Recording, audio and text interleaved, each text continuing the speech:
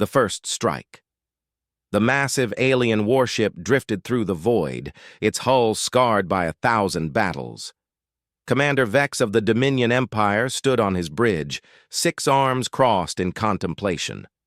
For 300 cycles, his empire had conquered every species they encountered. Today, they approached a small blue planet called Earth. "Commander, the primitives have sent a single fleet to meet us," his lieutenant reported with amusement. "Only 20 vessels." Vex's mandibles clicked in what passed for laughter among his kind. The Dominion Armada numbered over 200 ships, each one a fortress of destruction. These humans, barely spacefaring for a mere century, dared to challenge them with 20 crewed vessels. "Prepare for standard subjugation protocol," Vex commanded. "We shall add another slave race to our collection." But as the human fleet approached, something strange happened. The small vessels moved with impossible coordination, like a single organism with 20 parts. They didn't form traditional battle lines. Instead, they scattered, weaving between the Dominion ships with reckless abandon. Admiral Jack Stone stood aboard the flagship Thunder, his weathered face calm despite facing odds of 10 to 1. Humanity had prepared for this day since they discovered they weren't alone. Every simulation, every war game had led to this moment. "Execute Pattern Alpha," Stone ordered.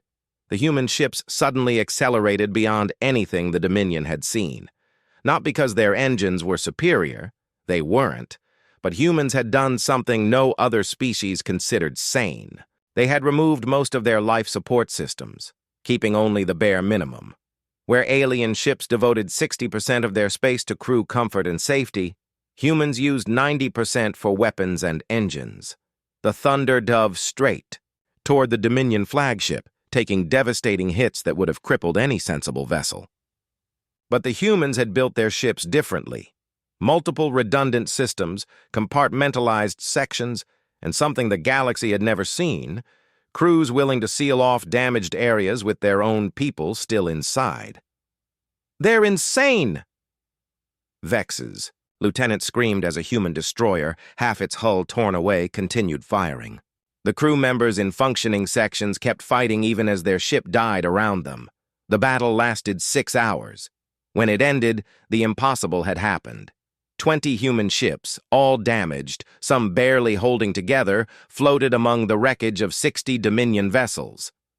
The mighty Armada retreated, leaving behind the greatest military defeat in their empire's history. Admiral Stone surveyed the battlefield, his bridge crew silent. They had lost 3 ships completely, and every survivor needed massive repairs. But they had won. The Thunder's communications officer, a young woman named Lisa, looked up from her station with wide eyes. "Admiral, Earth is transmitting. They want to know if we need reinforcements." Stone allowed himself a rare smile. "Tell them we're fine, but inform the Council that our theory was correct. The galaxy respects only strength." Back on the Dominion flagship, Commander Vex nursed his wounds, both physical and to his pride. His tactical officer approached hesitantly. "Commander, we've analyzed their battle pattern. No species fights like this.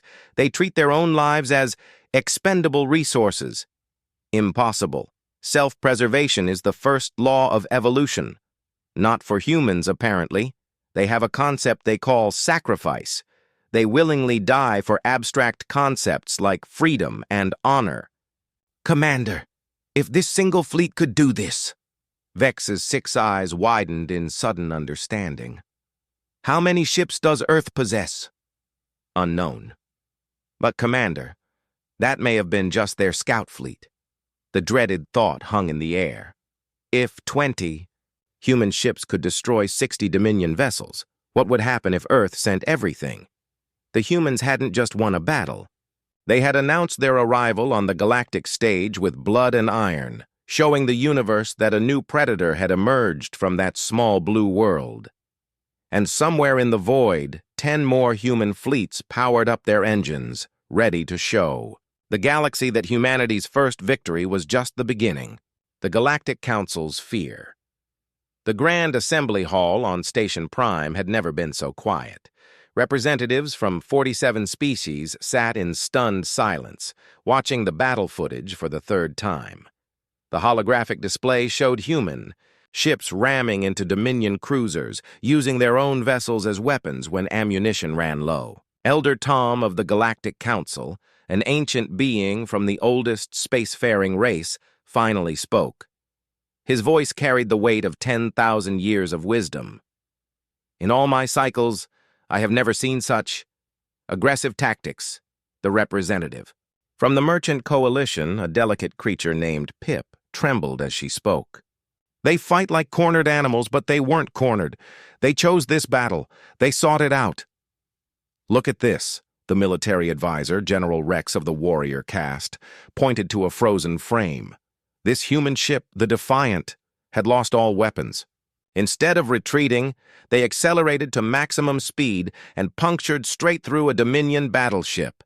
The entire human crew died to destroy one enemy vessel. "Madness," whispered someone from the back. "Or brilliance," Rex countered. "The Dominion Empire has terrorized this galaxy for 300 cycles. In 6 hours, humans did what our combined fleets couldn't do in centuries. They made the Dominion retreat." Elder Tom waved his appendages for silence. "We must discuss the real issue. Earth's ambassador has requested full membership in the Galactic Council. After this display, can we afford to refuse?" The debate erupted. Half the representatives wanted to embrace humanity as protectors against threats like the Dominion. The other half feared inviting such a violent species into their peaceful alliance. Meanwhile, on Earth, President Maya Rodriguez stood before the United Earth Congress. The massive chamber, carved into the bedrock beneath Geneva, held representatives from every nation. The wall behind her displayed a real-time map of human space assets. "Ladies and gentlemen," Rodriguez began, "Admiral Stone's victory has changed everything. The galaxy now knows we exist, and they know we can fight. But one victory doesn't win a war." Defense Minister James Park stood up. "Madam President, our shipyards are working beyond capacity. The 10 reserve fleets are combat ready. Each one is stronger than Admiral Stone's task force." "It's not enough," Rodriguez replied. "The Dominion Empire controls 800 systems. They have thousands of ships. We showed them that humans can fight. Now we must show them that humans can win." She gestured to the display. "Project Fortress is ahead of schedule. Our moon has been hollowed out and converted into the largest weapons platform in known space. Mars Colony has transformed their entire industrial base to military production. Every human, from Earth to the outer colonies, understands what's at stake." The Brazilian representative raised his hand. "What about the Galactic Council? Surely, peaceful cooperation." "The Council has maintained peace through appeasement," Rodriguez interrupted. "They let the Dominion take whatever they wanted as long as Core World stayed safe. Humanity will not be anyone's sacrifice." Back on Station Prime, the debate continued when sudden alarms filled the chamber. The massive view screen activated, showing 10 human fleets in perfect formation approaching the station. Each fleet contained 30 ships, larger and more advanced than Admiral Stone's original force. Ambassador David Brown, Earth's representative, stood calmly as panic spread through the assembly. He was a small man, unremarkable in appearance, but his voice carried absolute authority when he spoke. "Honored representatives, Earth sends these fleets as peacekeepers. We will patrol the borders, protect trade routes, and defend any member species from aggression. We ask nothing in return except recognition as equals." Elder Tom studied the human with ancient eyes. "And if we refuse?" Brown's expression didn't change. "Then we will protect the galaxy anyway. Humanity doesn't need permission to do what's right, but we would prefer to do it as your allies rather than as strangers." The vote was called immediately. 45 species voted yes, 2 abstained, none dared vote against. As the human fleets took their positions around the station, General Rex approached Ambassador Brown privately. Your species has been spacefaring for barely 100 cycles. How did you build such a force so quickly? Brown smiled, the expression not quite reaching his eyes. General, humans have been practicing war against each other for 10,000 years. We didn't need to learn how to fight. We just needed bigger targets. The general shuddered, finally understanding. The galaxy hadn't discovered humanity. Humanity had discovered the galaxy, and they had come prepared. The Dominion's response, deep within the heart of the Dominion Empire, on the fortress world of supremacy, the War Council convened. The chamber, carved from a single massive asteroid, had witnessed the planning of 1,000 conquests. Today, it would plan something different: survival. Supreme Commander Max stood at the center, his scarred armor reflecting the chamber's harsh lighting. Unlike the pompous Vex, Max had earned his position through brutal efficiency. He had studied the human battle, analyzing every second of footage until his eyes burned. "They call it psychological warfare," Max announced to the assembled commanders. "The humans don't just defeat enemies, they break their will to fight. Look." The hologram showed a human pilot, his fighter critically damaged, laughing as he crashed into a Dominion cruiser's bridge. The audio recovered from the black box sent chills through even these hardened warriors. He said, "See you in hell before impact," Max continued. "Their culture glorifies death in battle. They have stories, legends, myths, all celebrating warriors who died fighting.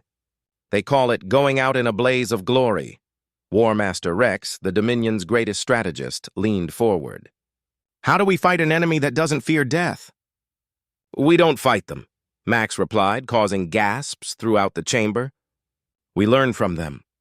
He activated another display showing intelligence reports from human space. "Earth has turned every world into a weapon. Their moon is a battle station.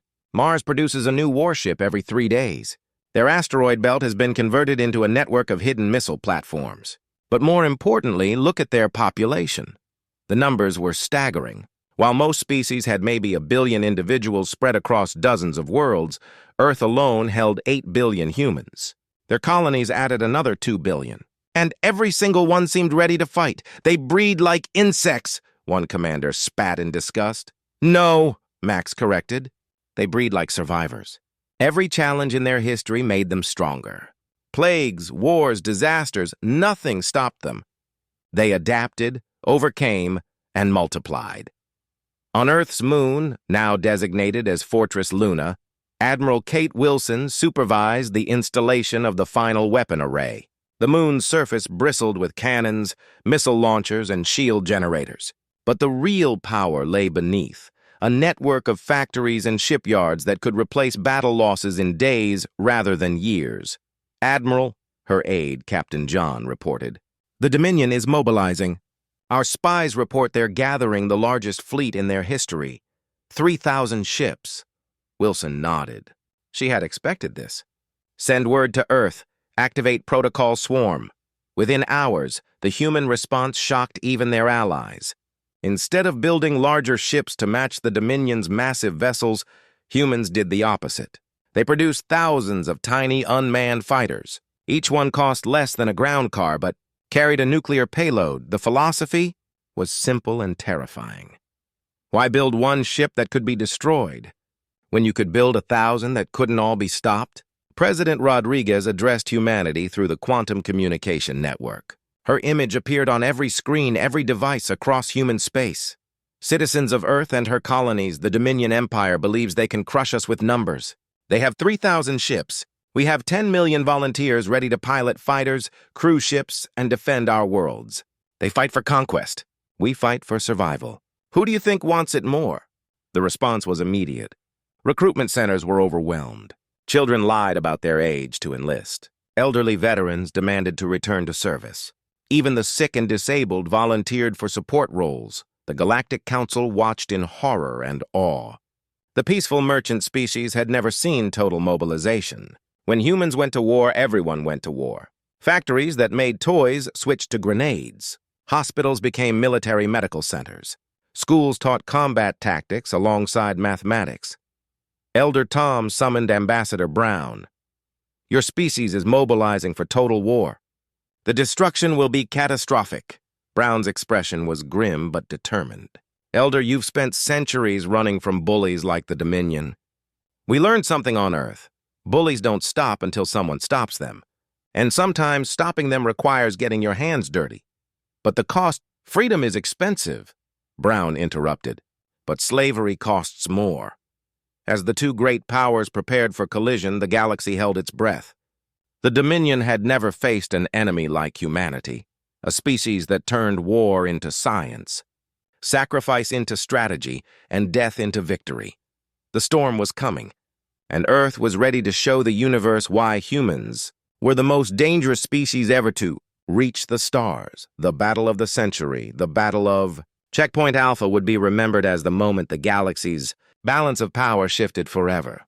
The Dominion's 3,000 ships faced off against humanity's combined fleets at the border of human space. But what appeared to be 500 human vessels was actually something far more terrifying.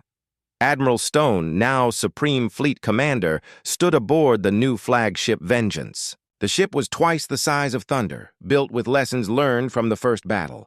Around him, his command staff coordinated the most complex military operation in human history. "Swarm drones are in position," reported Captain Lisa, now his tactical officer. 50,000 units hidden in the debris field. The Dominion fleet advanced in their traditional formation, a massive wall of firepower designed to overwhelm through sheer force. Supreme Commander Max led from the front, confident in his numerical superiority. "Humans!" Max broadcast across all channels. "Surrender now, and we will make your deaths quick." Stone's response was calm. "Commander Max, you've made two mistakes. First, you assumed we'd fight fair. Second, you came here." With those words, humanity unveiled its true strategy.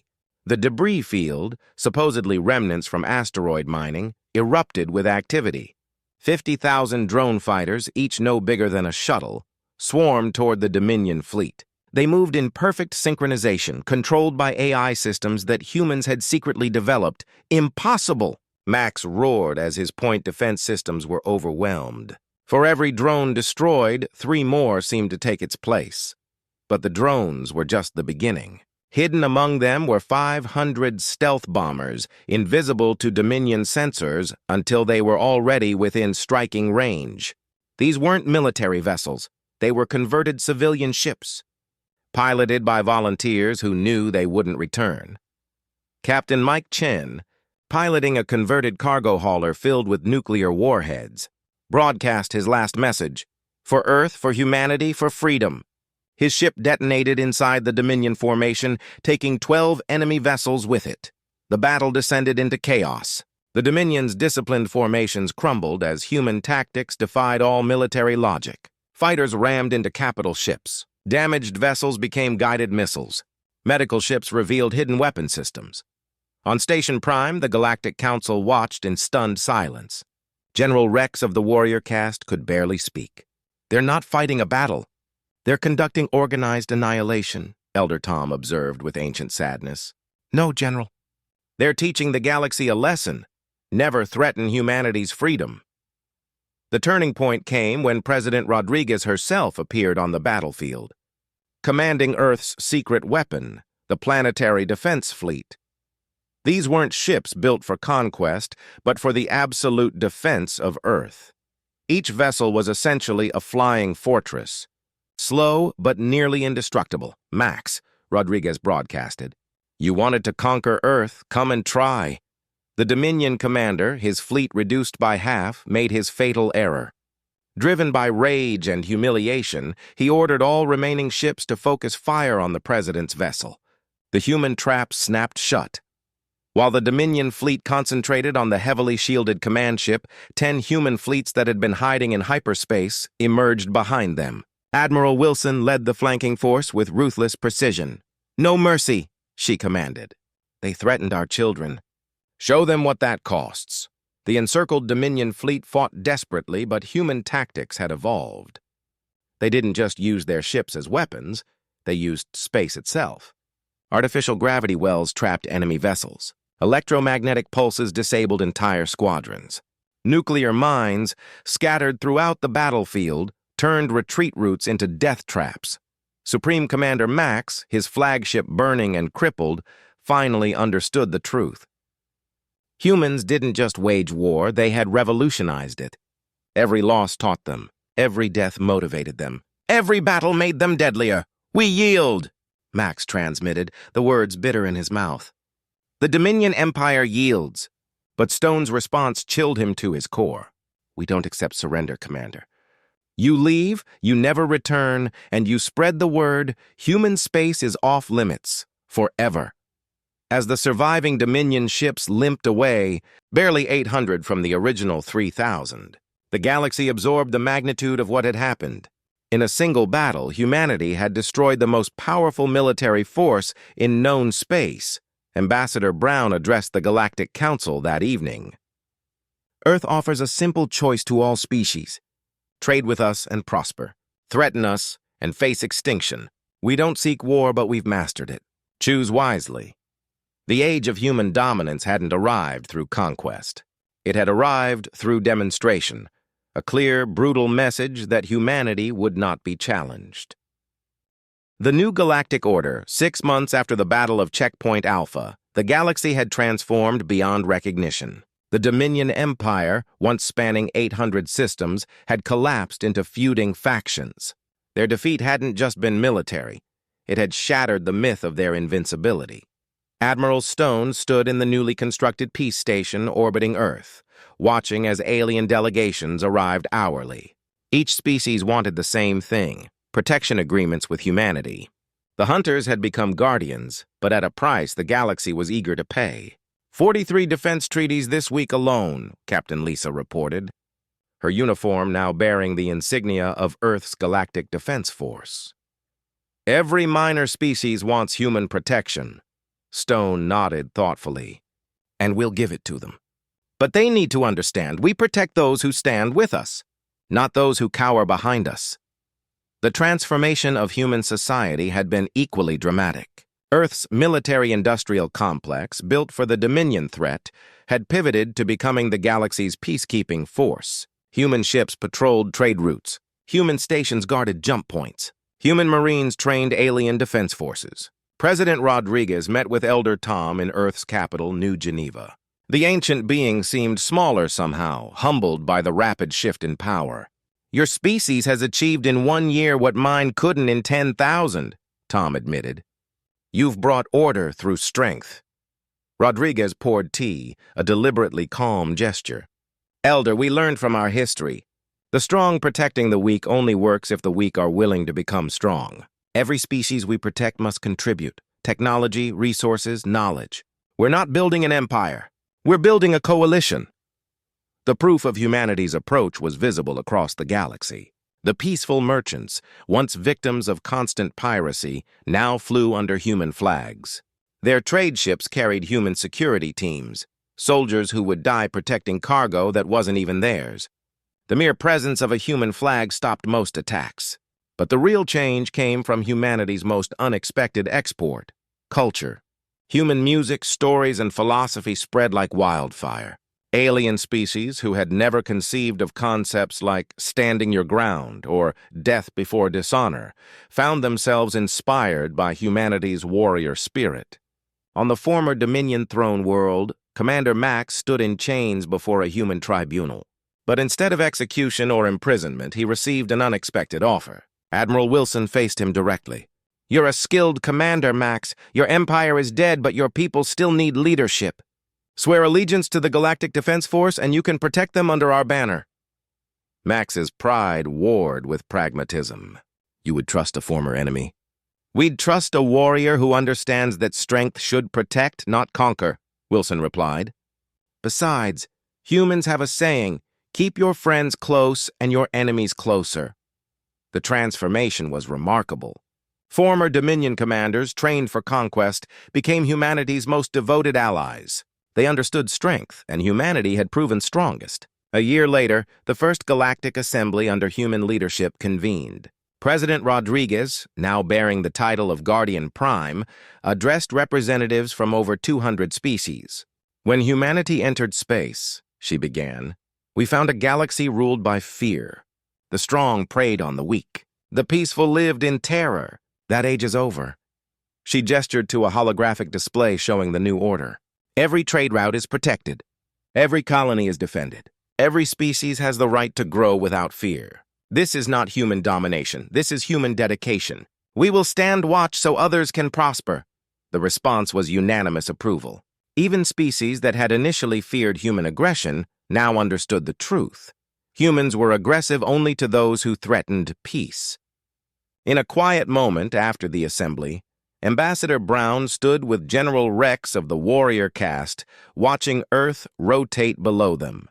"Your species has done the impossible," Rex said. "You've made war so terrible that everyone chooses peace." Brown smiled sadly. "General, humans have been killing each other for millennia. We know the cost of war better than anyone. That's why we're so good at it, and why we'll do anything to prevent it." As the 10 human fleets continued their patrols, the galaxy entered a new age. Not an age of human conquest, but of human guardianship. Earth's children, forged in the fires of their own violent history, had become the protectors of peace. The message was clear across every star system. Humanity had arrived. They had won not through subjugation, but through strength. And anyone who threatened the peace would learn why one human fleet had shaken the galaxy, and why Earth had sent 10 more. The stars were safer now, protected by the most dangerous guardians they could have, a species that had mastered war so completely they could afford to choose peace.